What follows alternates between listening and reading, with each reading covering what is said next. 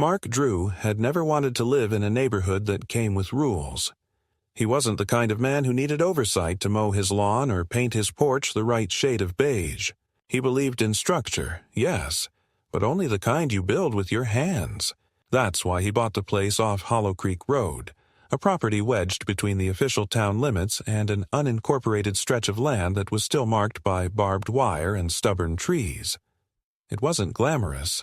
The house needed work, the driveway turned to mud when it rained, and the internet was patchy at best. But it was his, and it was enough. The land was what mattered. Mark didn't buy the property for the view or the curb appeal. He bought it for the 2 acres of flat, workable ground that lay behind the house, just past the brush. It was the kind of space that let a man build. And that's exactly what he did. After 3 months of planning and 2 solid weeks of work, he had completed what he called the shop. It wasn't a shed, not in any sense of the word that he recognized. It was a self-designed, steel-framed workshop with a raised concrete foundation, high-efficiency insulation, and dual ventilation. The structure had no plumbing, no sleeping quarters, and no connection to the main house, yet it was as soundly constructed as any residential building in the county. Built to last. More than a workspace, it was his next chapter. After 20 years in custom antique restoration, Mark had finally stopped taking projects from high-end dealers and decided to go solo. The shop would be the heart of that operation. He didn't rush it.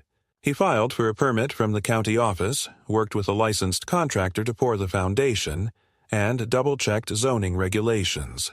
His land wasn't in a regulated subdivision, wasn't governed by any neighborhood board, and as confirmed by a zoning map he pulled himself, the construction met every standard the county required. In fact, his initial sketches had impressed the permit officer, who'd commented that it was about time someone built something that wasn't made of tough shed plastic and plywood.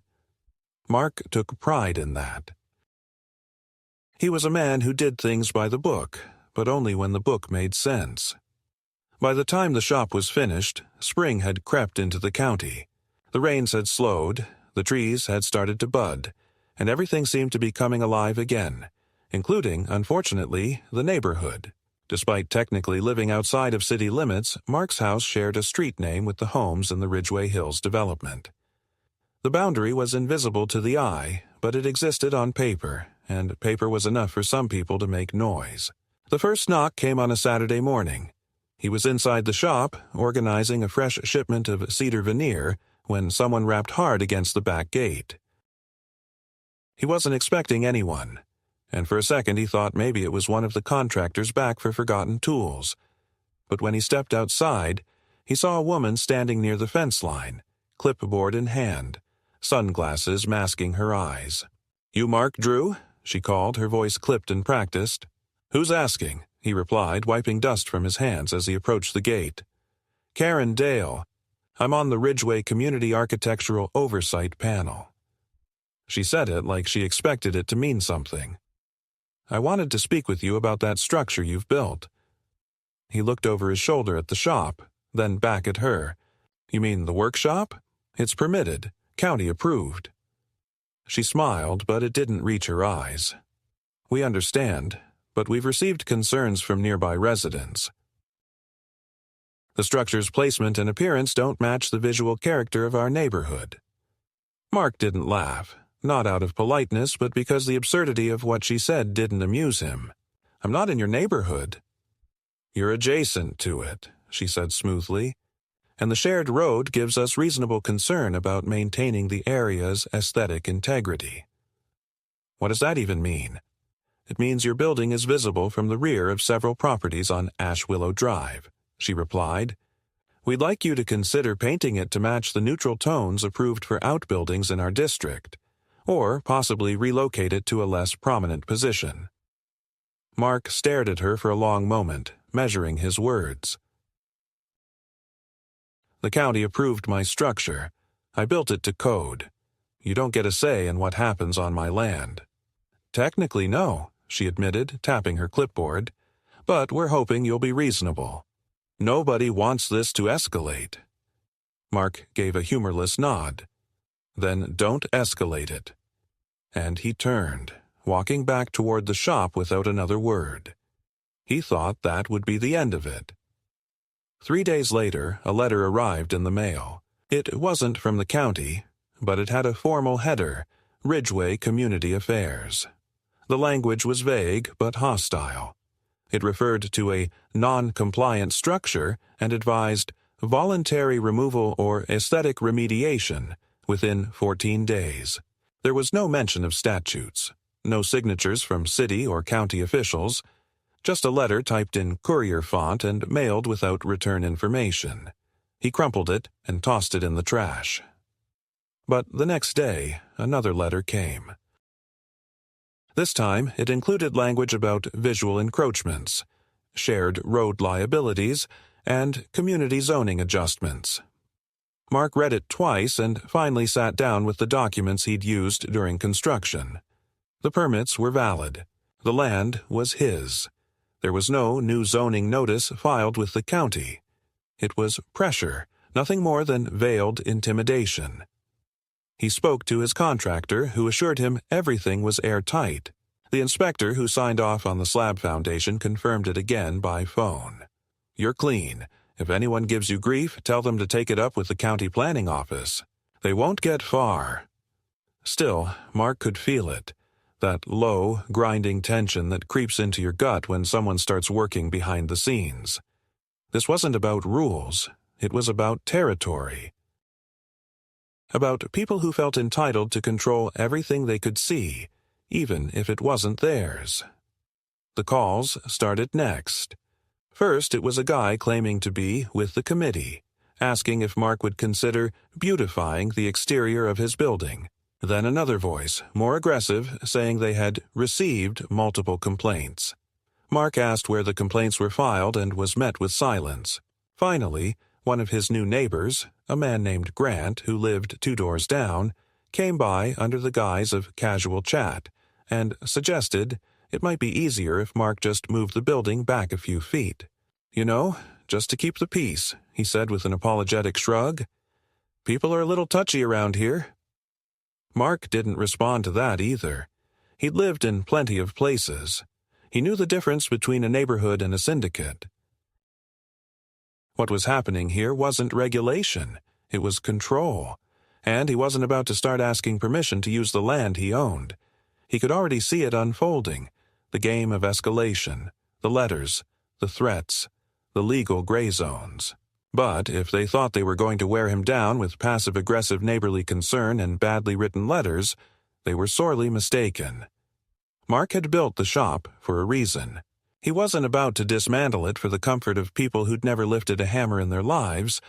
And so, with spring fully bloomed, Mark prepared for what he already knew was coming. Not a conversation, not even a fight, a siege, quiet, methodical, and disguised as policy. But he'd built structures stronger than anything Ridgeway could throw at him. And this time, the foundation wasn't going anywhere.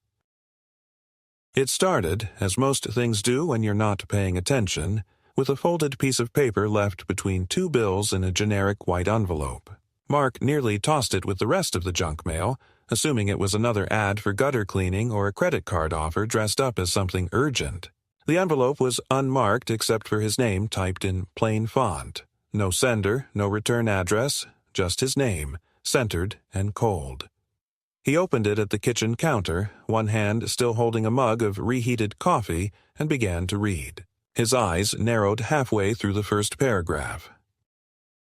The letter, which looked unofficial despite its tone, declared that his structure, no mention of workshop, studio, or permitted building, had been categorized as non-conforming, under the guidelines of the Ridgeway Community Boundary Initiative, a name he'd never heard before. According to the letter, the initiative had been formed to preserve the architectural integrity and community standards of Ridgeway-adjacent zones. That phrasing made Mark pause. He wasn't part of Ridgeway. He wasn't governed by their committee, had never received any notice of inclusion, and had no legal or contractual obligation to follow their community standards. But the letter was clear in its language. Failure to comply would result in administrative intervention and potential legal action. He set the letter down, took a sip of coffee that tasted burnt and metallic, and read the paper again. There were no county stamps, no seal, no statute cited. Just a list of grievances written in formal but hollow language. Visual intrusion, structural incongruity, disruption of character. It sounded like someone had taken a thesaurus to their complaints and hoped that the sheer weight of vocabulary would make them valid. He walked outside and looked at the workshop, still clean, still solid, sitting where he'd built it, just beyond the rear line of the house, a good 30 feet from the fence. Nothing about it had changed. The siding was dark gray metal, matte finished, not reflective. No lights blared from it, no noise, no smoke, no movement. It was a building, silent and still, doing nothing more than existing. He walked around it slowly, as if trying to see it through someone else's eyes. Did it really offend? Did it stand out so sharply that people couldn't tolerate it? Or was it simply the fact that it was his, unapproved, unrequested, unyielding?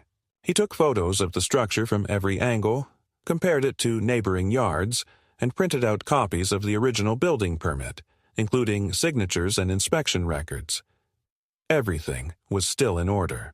He wrote a formal response and mailed it to the Ridgeway Community Affairs address listed on the letter, an address he had to look up because it wasn't on any government website. Just a converted brick office at the end of Maple Street, across from a nail salon and a dry cleaner. He sent the letter certified, added a note requesting a meeting with a legal representative, and asked for a copy of the boundary maps used to justify the complaint. No reply came. Instead, 5 days later, a notice appeared on his fence post. This one looked more official. A laminated tag attached with a plastic zip tie reading, "Non-compliant structure, removal requested." It bore a signature, Karen Dale. No title, no agency name, just the familiar handwriting he'd seen on that clipboard the day she stood outside his fence. The letter had no reference number, no date of filing, no deadline, but the placement was clear. It was meant to be seen, not processed, not explained. Mark removed it, set it aside, and drove to the county office the next morning. He brought all his documentation and met with the zoning clerk he'd worked with during construction, a short, sharp-eyed woman named Lucinda who remembered him immediately. She looked over his papers and sighed. "This again," she said, pushing the laminated tag across the desk. "We've had 2 similar complaints from that development this year. Neither held up. That subdivision's been trying to extend its oversight to neighboring parcels, but the law's not on their side, at least not yet." "So what can I do?" Mark asked. "Do I need to respond to them officially?" Lucinda shook her head. "You don't owe them anything. You're outside their jurisdiction. If anything comes through our office, you'll be notified through official channels. Until then, just keep records of everything. Emails, letters, photos. If they escalate, you'll want a trail." Mark thanked her and left with a folder full of confirmation documents. He felt a little lighter, briefly. The law was on his side. But that didn't stop the next move from coming. A week later, a plain white pickup truck with no plates and no markings pulled into his driveway. 2 men stepped out, one in khakis and a polo, the other in a button-up shirt with a clipboard. They didn't introduce themselves with last names, just said they were from community enforcement. That term made Mark bristle. He stepped out to meet them and crossed his arms. "We're here to conduct a visual inspection of your outbuilding," the man with the clipboard said, "following up on community concerns." "Do you have ID?" Mark asked. The man smiled tightly. "We're not required to show ID for preliminary checks." "You are if you're on my property."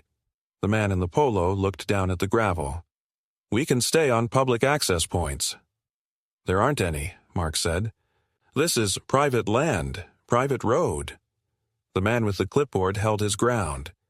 Then we'll be contacting the zoning board to proceed with formal notification. You'll be receiving a citation in the next week." They got back in their truck and left without further words. Mark noted the time, wrote down the make and model, partial plate from the frame, and added it to his growing folder of community interactions. He sent another letter to the zoning office, copying Lucinda, and included a description of the event. Days passed. The mail grew heavier. Flyers, notices, unmarked letters, all reinforcing the same message. Remove the structure, adjust the facade, relocate the building. One came with photos, images of his shop taken from behind another fence. Someone had trespassed. Someone had taken the time to find an angle, snap photos, print them, and send them to him without a return address. The implication was clear. "We see you." He drove the perimeter of his land that night with a flashlight and found a corner of the back fence bent inward, enough for someone to slip through. No footprints remained, just broken weeds and a rusted bolt lying in the grass. He didn't report it. Not yet. Instead, he installed 2 motion lights, facing outward toward the tree line, and made a quiet note in his journal. The feeling in his gut had shifted.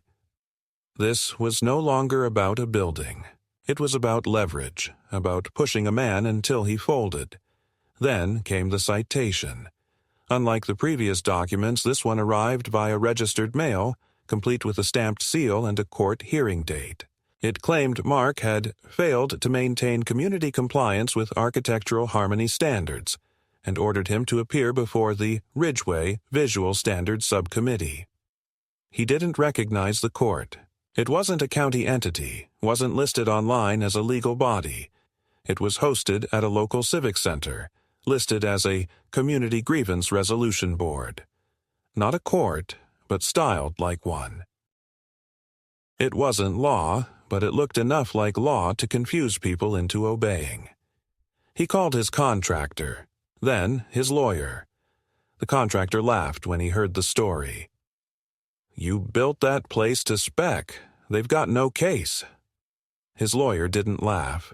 She listened carefully, then asked him to scan and send every letter, notice, and image he'd received. 2 days later, she called him back. "They're playing a game," she said.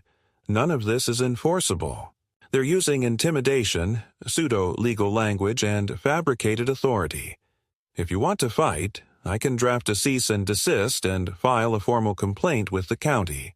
But I need to know how far you're willing to go." Mark didn't answer immediately.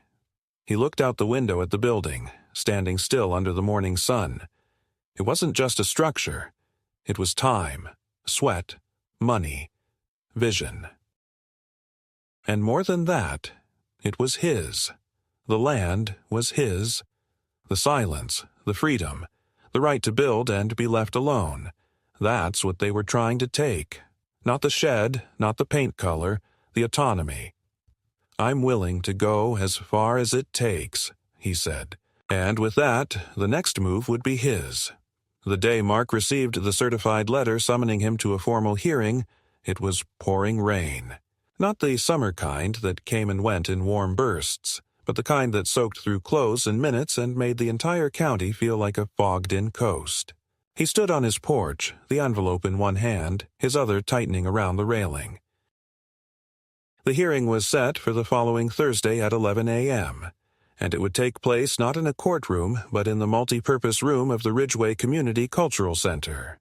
The letter used official-sounding language, in violation, architectural conformity, public concern, but was still legally hollow. No citation code, no county clerk signature, just a wax-stamped emblem and the name of the Grievance Review Board, which, upon calling, redirected him to a voicemail greeting recorded in what sounded like someone's kitchen. He didn't wait. That afternoon, Mark met with his attorney, a woman named Taylor Wexler whose reputation had come from years of dealing with land use conflicts, title disputes, and improperly filed development claims.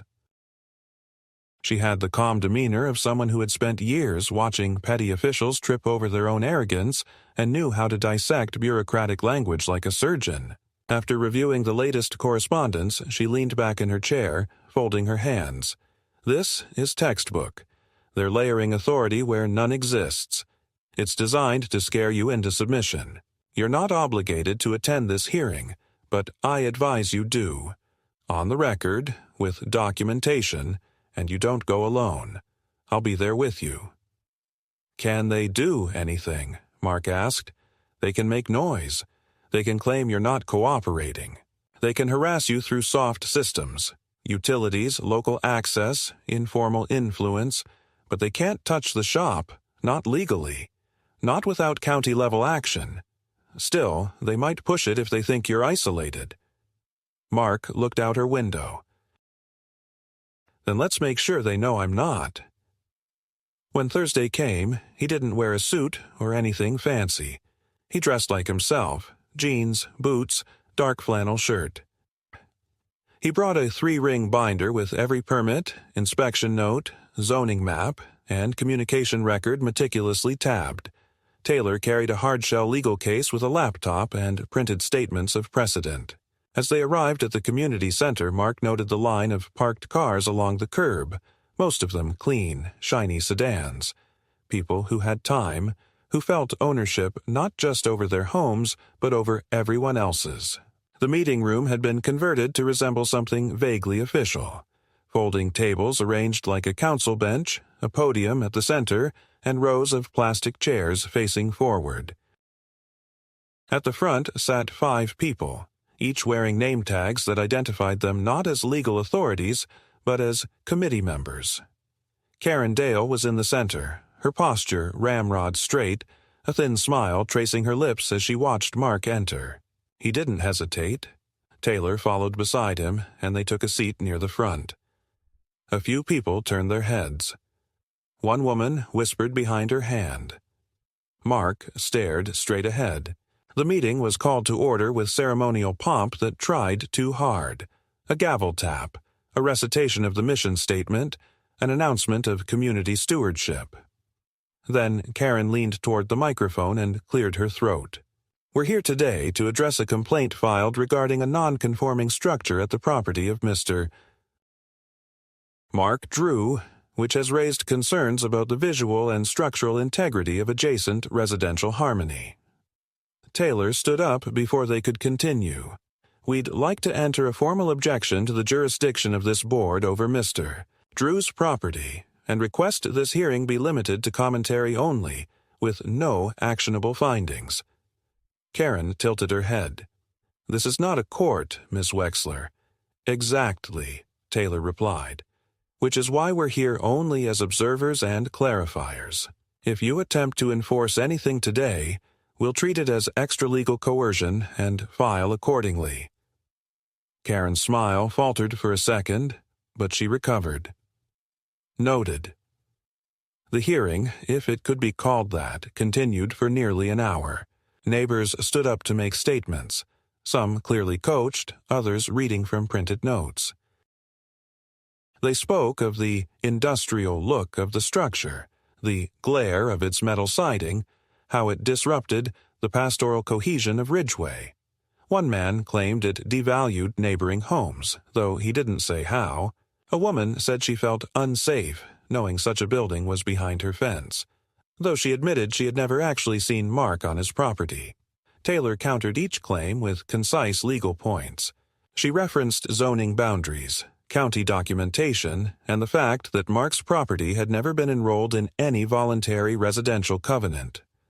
When it came time for Mark to speak, he stood slowly and addressed the room without theatrics. "I built that shop with my own hands. I filed every permit. I followed every law. I didn't ask for permission to do what I already had the right to do, and I won't apologize for it. What's happening here isn't about safety or harmony or property values. It's about control, and I won't give in to that." He sat down. There was no applause, no rebuttal. Karen closed the hearing with a simple note that the board would deliberate further and issue an advisory resolution. Mark and Taylor left before she even finished her sentence. The next day, Mark found a sign planted at the edge of his driveway. It read, "Subject property, under review for zoning compliance." The post was jammed deep into the dirt, clearly placed without permission. He pulled it out, set it down in his garage, and added it to the stack of increasingly absurd materials accumulating by the wall. But the attacks changed after that. They didn't come with letters or signs. They came with silence. The mail slowed. His outgoing packages, orders for restored furniture, were returned for unknown reasons. The electric company claimed his meter showed irregular readings and needed to be recalibrated, resulting in 3 days without power to the shop. The garbage service stopped picking up his bins for a week. Mark made calls, took names, filed complaints. He began documenting everything, not just photos but dates, times, conversations, service tickets. He didn't lash out. He didn't confront. He watched, recorded, and built a file. Then, late one night, someone knocked on his door. Not the front, but the side, the one near the shop. Mark opened it carefully, flashlight in one hand, and found a man standing beneath the awning. Mid-40s, lean, nervous. He didn't introduce himself, just said he used to live 4 houses down, had his own problem with the Ridgeway board, and moved out last year after 3 years of harassment. He said nothing ever came through official channels. It was all shadow pressure. Denied permits, slow processing, surprise inspections. He'd sued, briefly, but they bled him with delays. "I saw the hearing," the man said. "You're not going to win with logic. They don't care about rules. They care about obedience." "What do you suggest?" Mark asked. The man hesitated. "Make it visible. That's the only thing they can't stand." And with that, he left. No name, no offer to help, just a warning. Mark thought about that for a long time. He didn't like spectacle. He didn't trust theatrics. But he also knew that when people fight in secret, the only way to stop them is to drag them into the daylight. Not through protest, not through anger, through exposure, through demonstration. So he called a friend with a flatbed hauler. He measured the foundation of the shop and confirmed what he already knew. It was freestanding, capable of being lifted intact. He reinforced the corners, locked down the interior, and prepped the structure like a sculpture being relocated to a museum. The next morning, the truck arrived, and the building began to move. The rumble of the diesel engine broke the quiet of the neighborhood in a way no one could ignore. Mark stood on the edge of his property, arms crossed, watching as the low-bed truck backed up with slow precision into the gravel stretch beside his workshop. The operator, a compact man with the deadpan focus of someone who'd moved machinery heavier than this in worse conditions, gave Mark a short nod before beginning. Hydraulic lifts groaned. Steel supports were clamped and braced. It had taken a full week of planning, quiet conversations, measurements, reinforcement. Mark had paid for the service out of pocket, cash, no contracts. It wasn't because he was hiding anything. It was because he didn't want anyone interfering before it was done. The structure was lifted clean, just as engineered. The workshop, anchored by its own internal frame and bolted base, detached without issue. Mark had designed it with future mobility in mind. Modular, solid, transportable. He hadn't thought he'd ever need to move it under these circumstances, but that foresight now had a very practical use. Within 40 minutes, the shop was chained to the trailer, tarped, and ready to move. A few of the neighbors had come outside by then. Some stood behind trimmed hedges or peered from driveways. Karen Dale was not among them, but Mark knew she would hear about it by noon. One neighbor, an older man in golf gear who had never spoken to Mark before, mumbled something about finally cleaning up the place as he walked his dog past the gate. Mark ignored him. He followed the truck in his own vehicle, trailing behind it with quiet determination. The route was deliberate, down Ridgeway Circle, past the community's office complex, and into the roundabout that led to the administrative building the committee had claimed as its headquarters.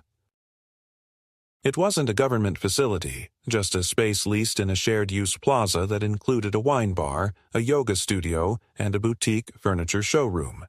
The contrast was almost poetic. The driver positioned the truck across the two front parking spaces that served as the committee's designated spots. Mark gave the signal, and the trailer lowered the structure halfway, resting the base onto thick wood beams. It wasn't a permanent placement. It wasn't meant to be, but it was solid, centered, and unmistakable. The side facing the office bore no message, no graffiti, no display, just the clean, neutral exterior of the shop they had spent weeks condemning as offensive to neighborhood harmony. The office wasn't open yet. Mark waited. By 10 a.m., cars began arriving, first a silver sedan, then an SUV. Mark leaned against the side of his truck, arms folded, eyes forward. Karen was among the second group to arrive. She stepped out of her Lexus slowly, sunglasses on despite the overcast morning, and paused when she saw the building. Her expression didn't falter, but she stopped walking. One of the other board members muttered something that sounded like, "What the hell is this?" before marching up to Mark with theatrical offense. "You can't just park this here. This is private property." Mark didn't move. "So is mine." "That's not the point." "No," Mark said. "The point is this structure is supposedly too disruptive to exist where it belongs. So I brought it here. Let the board evaluate it up close." Karen finally approached, her heels clicking sharply on the pavement. "This is a stunt." "No," Mark said evenly. "This is visibility. I'm giving you exactly what you claimed you needed. A better understanding of the problem. You've been acting behind closed doors, using language that sounds legal but isn't, implying threats you can't enforce. So I brought the conversation here, where everyone can see it." Karen glanced at the others. Her voice dropped slightly. "You've just complicated your position, Mr. Drew. Obstruction, property interference, illegal transport—" "Everything is permitted, certified, and recorded," Mark interrupted. "You can check with my attorney. But before you do that, maybe ask yourself why this bothers you more than the fact that you had people entering my land without notice, snapping photos, placing signs, sabotaging my utilities. If this is escalation, it didn't start with me." By then, people had started filming. Passers-by, curious drivers, even someone from the wine bar next door had stepped out to take pictures. Mark hadn't asked for it, hadn't planned on it, but now it was happening, and Karen knew it. She stepped back, said something to a colleague, and turned without another word. The structure stayed there for 2 full days. On the morning of the 3rd, a notice was slid under Mark's door back home. It bore no header, no agency name, just a printed statement. "Remove unauthorized structure from Ridgeway administrative premises within 24 hours or be cited under municipal obstruction codes." There was no signature, no legal reference. No contact information. Taylor reviewed it and chuckled. "It's not enforceable," she said. "That parking lot isn't technically owned by the board. It's leased from a management company that handles the entire complex. I've already contacted them. You'll be receiving a letter soon." Sure enough, an email came later that afternoon from the Plaza Management Office. They had no standing objection to the temporary placement of the structure and confirmed that no removal action would be taken without a formal complaint filed through city infrastructure authorities. They also asked, politely, if Mark could move it by the end of the week to avoid disruption to neighboring businesses. That Mark agreed to. He called the transport crew again. They arranged to return the workshop back to his property with one caveat.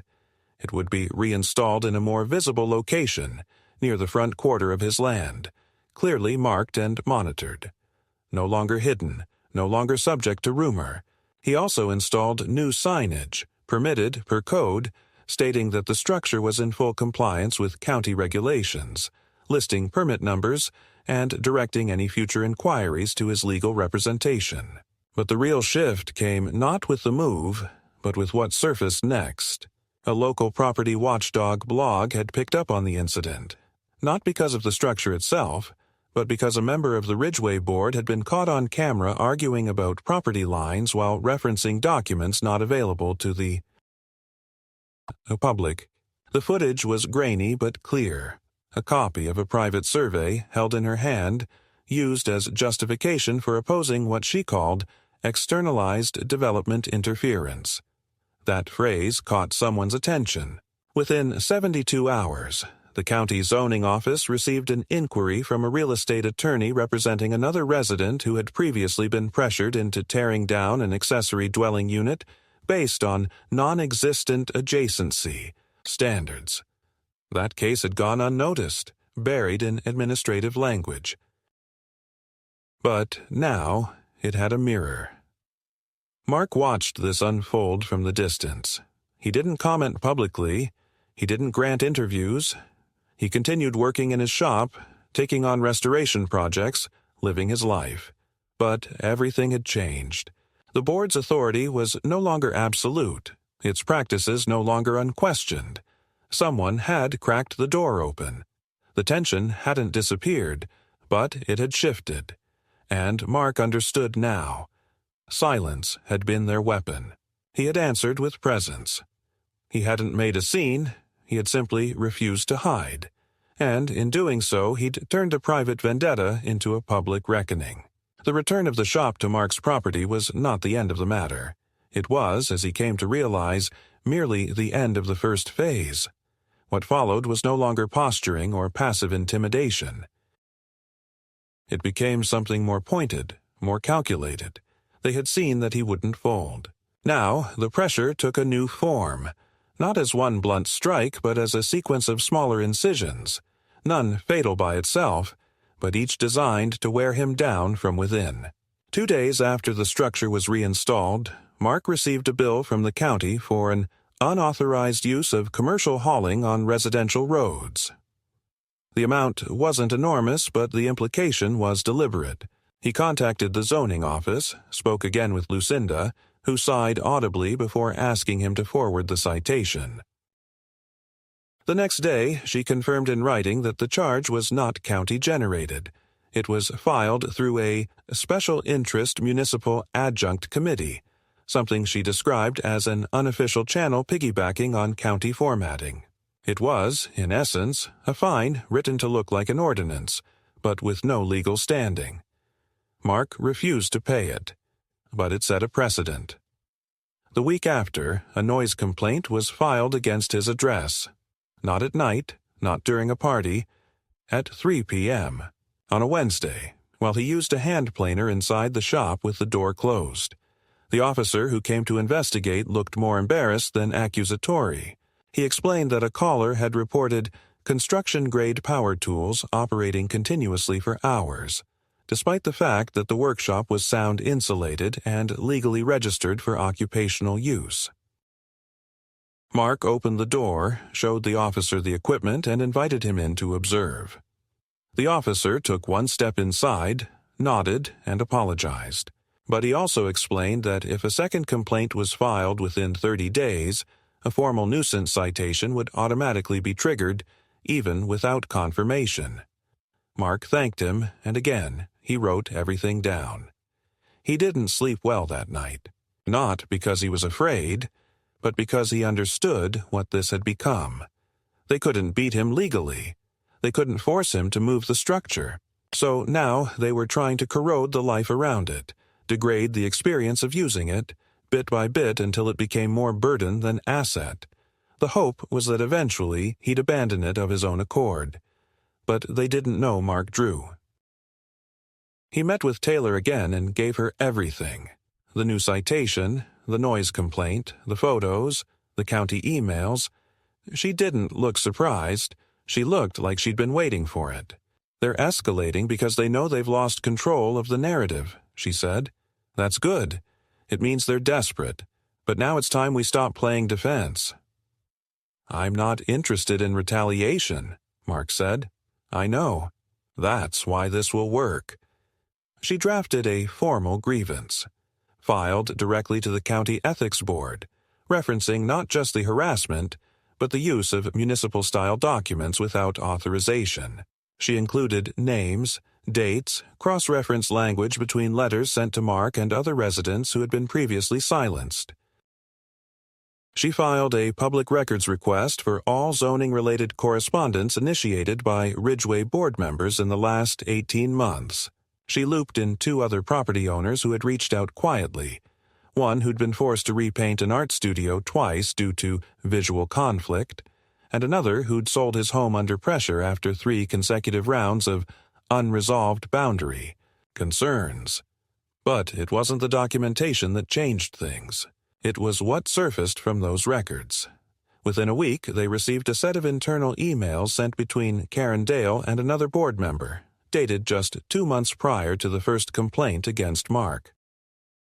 In them, Karen referred to a problem property on the perimeter, calling it ripe for adjustment, and suggesting that if the current owner could be encouraged to relocate or sell, the land could be evaluated for green corridor designation, a zoning term used to justify park-like expansions funded by local development incentives.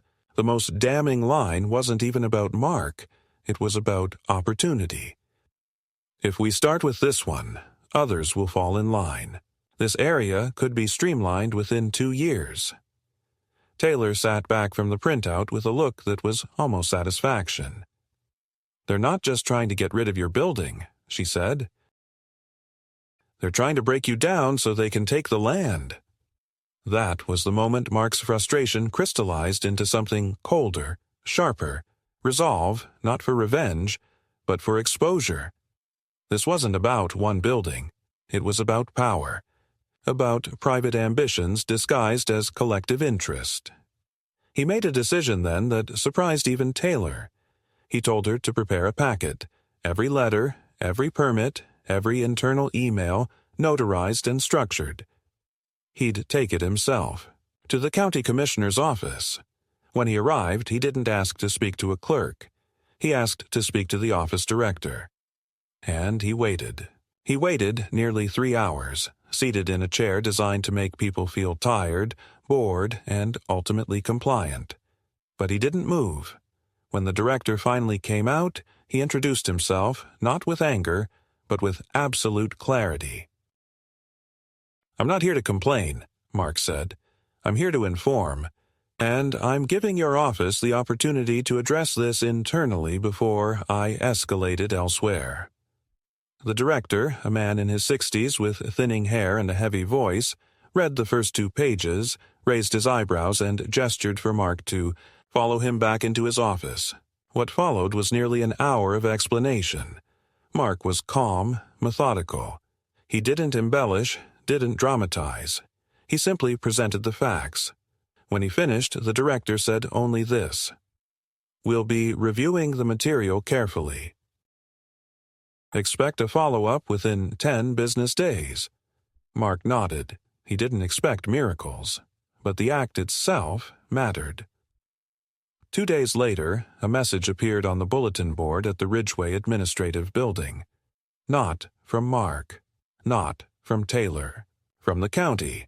It stated that all zoning enforcement actions taken by Ridgeway in the past 12 months were subject to review, pending evaluation of procedural consistency. No further enforcement measures were to be issued during the interim. The reaction was immediate. Karen called an emergency session of the board. At least 2 members abstained from voting on any further zoning matters.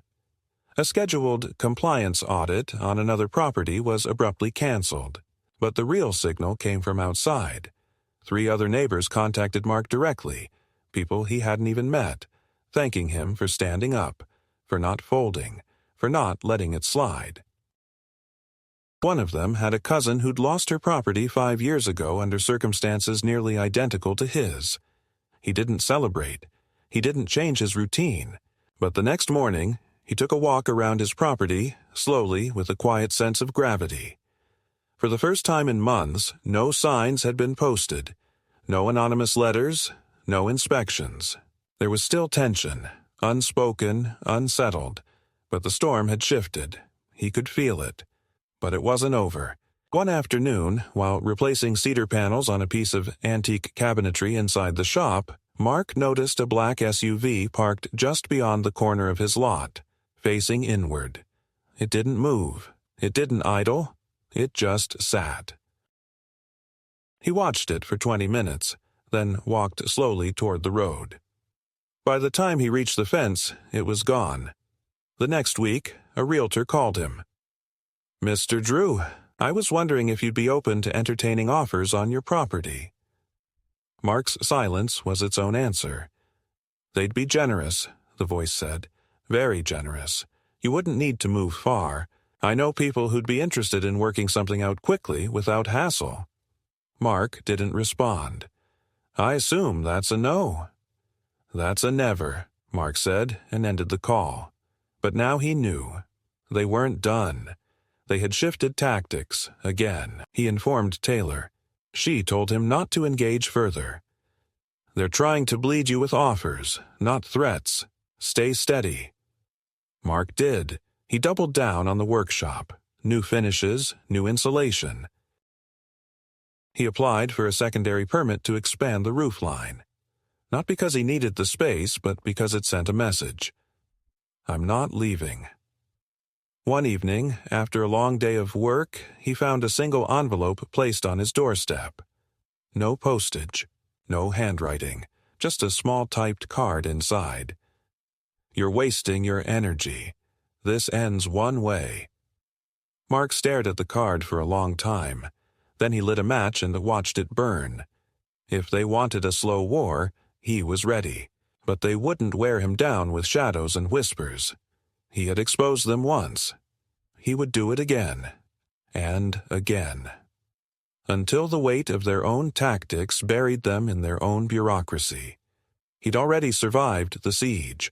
Now he was building a fortress. The card was just the beginning. What followed wasn't loud or sudden. It was incremental, deliberate, and steeped in the kind of confidence that came from believing no one would dare push back again. Mark, however, had moved far beyond passive resistance. He didn't just endure anymore. He prepared. What had once been a reaction to unfairness had evolved into something sharper. Resolve rooted in discipline. Not revenge. Not ego. Just a quiet, relentless unwillingness to be moved. Over the next 3 weeks, he watched the patterns carefully. The SUV returned twice, each time parking at a different stretch of the outer road. It never stayed more than 15 minutes. Sometimes the lights remained off. Sometimes the driver left the engine running. It was never close enough for confrontation, but always close enough to be noticed. He didn't chase it. He noted the license plate, when visible, and gave it to Taylor. She traced it through a private investigator she kept on retainer. The vehicle was registered to a shell company based out of Sacramento, an address with no signage and 5 unrelated businesses listed under its incorporation file. That was the tipping point. Mark didn't hesitate. He told Taylor to go public, not through news media, not through social outcry, but through direct submission to the county auditor's office. They prepared a package, over 80 pages thick, listing every incident, every document, every fake citation, every unofficial committee action involving Ridgeway's zoning enforcement efforts for the past year. They included a timeline. They included maps. They included photos, one of which captured Karen Dale standing on a property she didn't own, pointing toward a fence line, clipboard in hand. It wasn't illegal, but it wasn't innocent either. The report triggered what was formally called a procedural audit of Ridgeway's community oversight actions. Unofficially, it meant the board's conduct was now under the microscope of the county's internal compliance review, a process known for uncovering everything from clerical negligence to outright abuse of administrative privilege. The auditors weren't interested in Mark's shed anymore. They were interested in how many properties had been pushed, sold, rezoned, or adjusted under the guise of aesthetic harmony. Karen was summoned for an interview. It wasn't public. It wasn't televised, but word got out.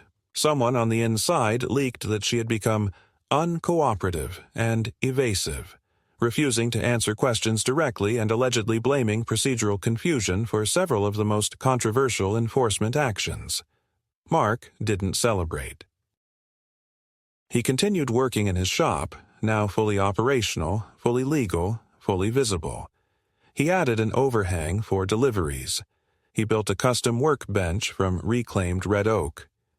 He ignored the silence from the board's office, until one morning the silence cracked. A knock came. Not from a neighbor, not from a courier, but from a county compliance officer. Not the kind that wore suits or carried forms. This one was internal, someone with the mandate to investigate regulatory abuse. He introduced himself, flashed his badge, and asked calmly if Mark would answer a few questions about the zoning challenges he'd faced. Mark obliged.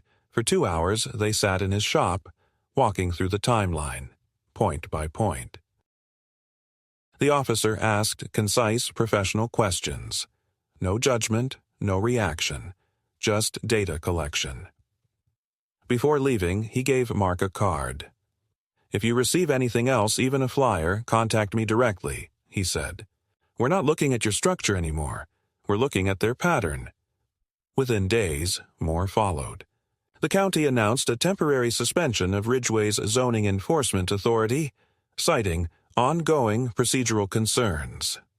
All active citations were placed under internal review. Karen stepped down from the board, citing personal health and administrative fatigue. But it was more than that. Behind the scenes, 2 other board members had voluntarily surrendered emails under threat of subpoena. Those emails included discussions about a strategic realignment of Ridgway's property profile, complete with estimates of projected increases in developer interest if certain parcels could be reclaimed through soft enforcement. Mark's wasn't the only name mentioned. 3 other property owners had been listed, each of them targeted with similar tactics: fabricated violations, anonymous complaints, coerced sales. One of them had already filed a civil suit. Another had returned from out of state specifically to testify. The damage had been done, not just to reputations, but to authority itself. Mark watched it unfold with the detachment of a man who no longer had anything to prove. He didn't gloat. He didn't wave flags. He didn't make speeches. He simply continued to live, now without the shadow pressing at the edge of his land. The shop stood tall. The complaints stopped. The mail returned to normal. Even the utility delays vanished. And yet, something in Mark had changed. He wasn't bitter, he wasn't paranoid, but he was no longer willing to assume good faith where power was concerned. He'd seen what soft corruption looked like, the kind that wore a name badge and called itself community-minded, the kind that shook hands with one side while filing violations against the other. He understood now that silence was its fuel, that bureaucracy, when weaponized, didn't need to roar. It only needed to whisper convincingly enough. The final letter came quietly. No return address, no signature, just a sentence typed in the center of the page. "Enjoy your workshop. You bought it with more than money." Mark folded the paper once, tucked it into the folder with the rest, and placed it in a fireproof box beneath his workbench. He didn't need to tell anyone. He didn't need to react. The games were over. He hadn't just kept his land. He had exposed the system that tried to take it, and that would echo longer than any complaint, any shed, or any board meeting. Because once the silence broke, it never came back the same way. The seasons shifted slowly that year, as if even nature had paused to take stock of what had unfolded. The final county audit confirmed what everyone already suspected, but few had dared to say aloud. The Ridgway Board had overstepped its bounds, and not by accident. Their enforcement was ruled inconsistent, selectively applied, and in certain cases coercive in nature. No criminal charges were filed. None of the actions rose to that level under state law, but the civil liabilities remained open, and public trust was irrevocably fractured. The board dissolved quietly 2 months later, replaced by a voluntary oversight group with no enforcement power, just advisory capacity. Karen Dale's name disappeared from the letterheads and signs. She left town shortly after, her home listed under an agency that specialized in discreet transfers of property for professionals facing public scrutiny. Mark never commented. He never sat for an interview, never gave a statement, never attended the replacement board's community welcome meeting. He didn't need to. His presence had said enough. His refusal to yield had created space, not just for himself, but for everyone who had been quietly pushed, intimidated, or ignored. Over the months that followed, he received quiet nods from people who once looked the other way. Neighbors who had avoided him during the height of the conflict now gave small acknowledgments. A handshake at the hardware store, a wave from across the road, a thank you mumbled through a fence. He accepted them without pride or resentment. It wasn't about being right, it was about drawing a line and holding it. The workshop thrived. What had begun as a space to work evolved into something more layered. He started taking custom commissions again, refinishing heirloom pieces, restoring antique desks, building furniture that felt like it belonged to another century. His reputation, once confined to a few art dealers and preservationists, spread quietly by word of mouth. Clients came by appointment only. Most of them didn't ask about the building's past. Those who did were given a simple answer. It's where I decided I wouldn't be pushed. One autumn afternoon, a man from the county office visited, not with questions but with an invitation. The county was forming a working group to examine rural land use policies, and someone had recommended Mark. Not to serve in any formal role, but to offer perspective. At first, he declined. He wasn't interested in committees or policy shaping. But a week later, he reconsidered. Not out of ambition, but because he understood the stakes. If he didn't speak, others might be spoken for again. And silence, he now understood, was a luxury you lost the moment someone tried to take what was yours. So he attended one meeting, then another. He spoke plainly, without jargon. He brought examples. He shared the paper trail, redacted but clear. He didn't name names, but everyone knew who had been involved. He didn't point fingers, but he showed patterns. And gradually his voice became part of the foundation. Not loud, not dominant, but firm. He didn't push for revenge or sweeping change. He asked for safeguards, clarity, and the end of unofficial authority disguised as community concern. The working group listened. Some policies changed, others were tabled. But the message was clear. Landowners weren't invisible anymore. Back at home, life returned to rhythm. He rose early, worked until dusk, built with his hands. The land remained quiet. The shed, still called the shop in his mind, stood as solid as the day he'd built it, maybe more so. The gravel path leading up to it bore the marks of hundreds of steps now, worn smooth by repetition, not confrontation. In winter, when the ground froze and snow dusted the roof line, he added insulation and weatherproofing, not because he had to, but because he could. Not a single complaint came. No flyers, no inspections, no concerned citizens. That chapter had ended, sealed not by applause but by quiet respect. One morning, almost a year to the day since the conflict began, Mark stood in front of the shop and looked at it the way he had before any of it started. Not as a battleground, but as a piece of something earned. He wasn't a hero. He wasn't a symbol. He was just a man who had said no and meant it. And sometimes that was all it took to remind people that ownership didn't stop at the deed. It extended to how fiercely you chose to defend it.